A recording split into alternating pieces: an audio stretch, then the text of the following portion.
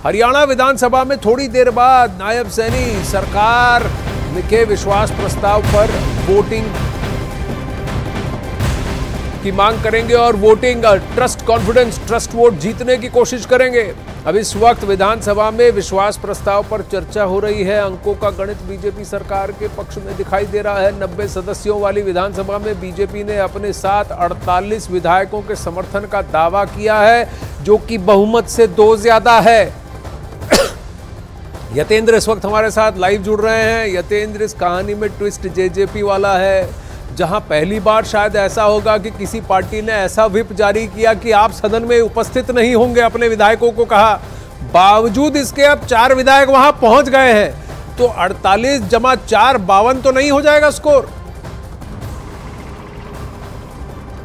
देखिए, बिल्कुल जो 4 विधायक जेजेपी के पहुंचे हैं उसके संकेत कल ही मिल गए थे, जब शपथ ग्रहण समारोह में ये चारों विधायक वहां पर पहुंचे थे, जबकि दिल्ली में विधायक दल की बैठक बुलाई थी, वहां पर ना पहुंचकर ये शपथ ग्रहण समारोह में नजर आए। और तभी से माना जा रहा था कि जेजेपी में 2 फाड़ हो गई और बीजेपी के पाले में ये 4 विधायक आ गए। और अब व्हिप जारी करने के बावजूद भी ये विधानसभा में पहुंचे। हालांकि व्हिप जारी होता है कि जो भी विधानसभा सदन की कार्रवाई होती है उसमें भाग लेने के लिए अनिवार्य रूप से पहुंचे, लेकिन यहाँ पर व्हिप जारी किया गया था कि अनिवार्य रूप से उपस्थित नहीं होना है विधानसभा में। और जो हिसार की रैली है जेजेपी की, वहां पर सभी विधायकों को बुलाया गया था, लेकिन वहां पर ना पहुंचकर उस व्हिप का उल्लंघन करके चारों विधायक पहुंच गए। यानी कि साफ तौर पर जितनी संख्या बीजेपी को चाहिए उससे कहीं ज्यादा संख्या उसके फेवर में नजर आएगी और विश्वास मत के दौरान किसी भी तरह की कोई दिक्कत बीजेपी के लिए नहीं है। जी हाँ, ट्रस्ट है, विश्वास है, मत भी है। अब आप देखिए, अमूमन व्हिप में कहा जाता है आओ आओ, आज व्हिप में कहा गया मत आओ, फिर भी पहुंच गए। हरियाणा में हलचल चल रही है सियासी। अखाड़ा में लेते हैं एक ब्रेक।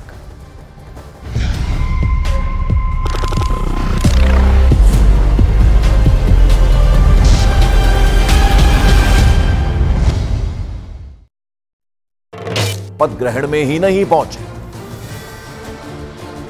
तो अनिल विज जो है उन्होंने अपना बायो चेंज किया, उन्होंने उसमें पूर्व लिख दिया अपने जो डेजिग्नेशन है उसके साथ साथ, और साथ ही उन्होंने पूर्व गृह मंत्री और स्वास्थ्य मंत्री में भी पूर्व लिखा, और साथ ही उन्होंने ये भी कहा कि जो उनकी नाराजगी है वो उस वक्त और ज्यादा साफ हो गई जब नई सरकार का जब शपथ ग्रहण समारोह था उसमें वो नहीं पहुंची। हम आपको दिखा रहे हैं उनका एक्सपोस्ट, किस तरह से उन्होंने मोदी का परिवार तो लिखा है, लेकिन जो उनके डेजिग्नेशन था उसमें उन्होंने x home and health minister of Haryana India लिख दिया। यानी नाराजगी उनकी ऐसे नजर आई।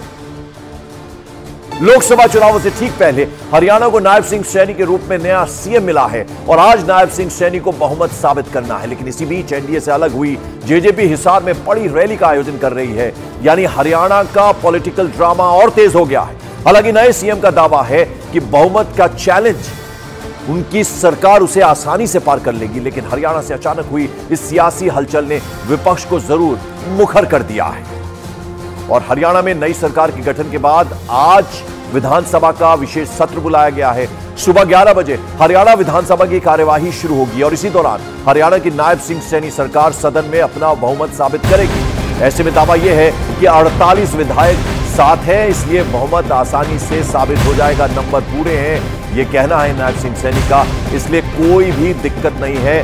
तो नई सरकार का गठन हुआ, उसके बाद ये विशेष सत्र बुलाया गया है और ऐसे में सदन में अपना बहुमत साबित करना। हालांकि ये दावा किया जा रहा है नायब सिंह सैनी के द्वारा कि 48 यानी वो जो नंबर है मैजिक नंबर से ज्यादा है वो उनके साथ है, तो ऐसे में किसी तरह का कोई भी खतरा नहीं है।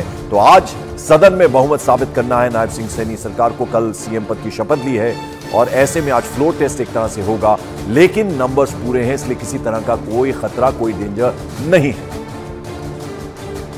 48 विधायकों का समर्थन पत्र आदरणीय राज्यपाल जी, महामहिम राज्यपाल जी को दिया गया है और कल विश्वास प्रस्ताव भी है, उसको प्राप्त करेंगे विधानसभा के अंदर। आदरणीय मनोहर लाल जी ने जो एक हरियाणा को नई दिशा दी है, एक जो गुड गवर्नेंस का उदाहरण प्रस्तुत किया है,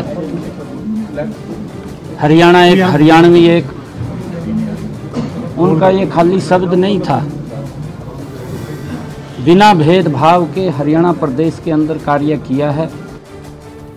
तो पूर्व सीएम मनोहर लाल खट्टर की भी तारीफ करते नजर आए। उन्होंने कहा कि नई दिशा और दशा दी है हरियाणा को मनोहर लाल खट्टर ने। इस बीच बीजेपी का दावा है कि वो 90 सीटों वाली विधानसभा में आसानी से बहुमत हासिल कर लेगी।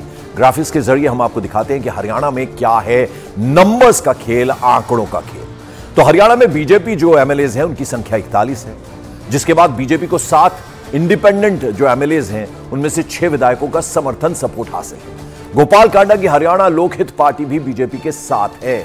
हरियाणा विधानसभा में एचएलपी का 1 एमएलए है। यानी इन नंबर से, इन आंकड़ों से साफ है कि बीजेपी के साथ 48 विधायक हैं जो दावा भी कर रहे हैं नायब सिंह सैनी। और 90 सीटों वाली हरियाणा विधानसभा में बहुमत का आंकड़ा 46 है, जिससे कि 2 ज्यादा हैं। तो ऐसे में किसी तरह का कोई खतरा नहीं है नायब सिंह सैनी सरकार को, और आज उन्हें बहुमत भी साबित करना है। और इस बीच कांग्रेस नेता दीपेंद्र हुड्डा ने बीजेपी पर निशाना साधा। दीपेंद्र हुड्डा ने कहा कि हरियाणा में बीजेपी ने चुनाव से पहले ही हार मान ली। दीपेंद्र हुड्डा ने यह भी कहा कि बीजेपी ने यह सब कुछ जनता के गुस्से से बचने के लिए किया है। जनता में अपनी हार से पहले ही इन्होंने अपनी हार मान ली है, ये इस बात का। और साथ में मैं ये भी कहना चाहूँगा, हरियाणा का इतिहास ये दर्शाता है, जब जब चुनाव से पहले, चुनाव से कुछ महीने पहले, चंद महीने पहले हरियाणा में जनता के रोष से बचने के लिए कोई परिवर्तन किया गया है, सत्ता दल को उसका दुष्परिणाम भुगतना पड़ा है और ज़्यादा जोर से लोगों ने उस सरकार को सत्ता से बाहर करने का काम किया है। हरियाणा का इतिहास ये बताता है।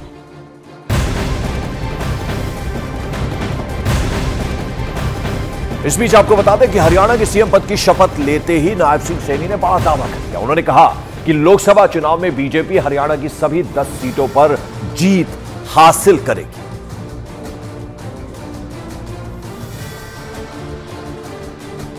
नेतृत्व का और हरियाणा के यशस्वी मुख्यमंत्री अपने मनोहर लाल जी का मैं दिल से धन्यवाद करता हूं। और पार्टी ने, संगठन ने जो जिम्मेवारी दी है उसको 100% पूरा करेंगे। कुछ चुनौतियां रहेंगी, अभी लोकसभा चुनाव है, विधानसभा चुनाव। व्यक्ति के साथ चुनौतियां तो होती हैं, चुनौतियों का सामना करना है। लोकसभा की 10 की 10 सीटें, बिल्कुल 10 की 10 लोकसभा की सीटें जीतेंगे हरियाणा की, और बड़े मैंडेट के साथ जीतेंगे। नरेंद्र मोदी जी के पास 10 की 10 लोकसभा की सीटें पहुंचा करके हरियाणा अहम भूमिका अदा करेगा। और मेरे दो सहयोगी इस वक्त हमारे साथ सीधे जुड़ रहे हैं। यतेंद्र शर्मा चंडीगढ़ से लाइव हैं, उसके अलावा हिसार से, जहां पर जेजेपी की आज रैली होने वाली है, वहां अमित पांडे मेरे सहयोगी मौजूद है। यतेंद्र, पहले जरा आपके पास मैं आऊंगा। आज विशेष सत्र बुलाया गया है, फ्लोर टेस्ट है, नायब सिंह सैनी कॉन्फिडेंट है, यानी ऑल इज सेट, सब कुछ ठीक है, कहीं किसी तरह का कोई खतरा नहीं है, नंबर्स हमारे पास।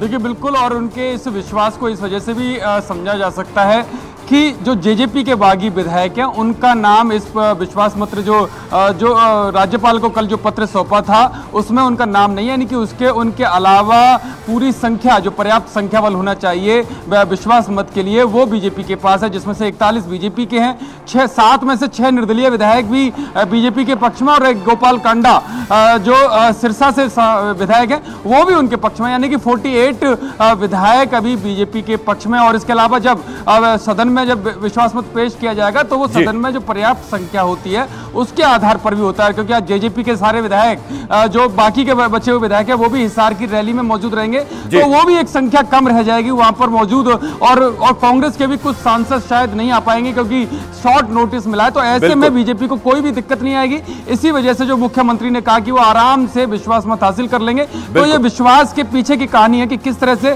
संख्या बल उनके साथ है। बिल्कुल, तो विश्वास मत आसानी से हासिल होगा और बहुत कॉन्फिडेंट नजर आ रहे हैं नायब सैनी, जो बात हमारे सहयोगी यतेंद्र भी कर रहे हैं। इस बीच आपको बता दें कि हरियाणा की राजनीति में अचानक हुई इस उथल पुथल के बीच अनिल विज उनकी नाराजगी की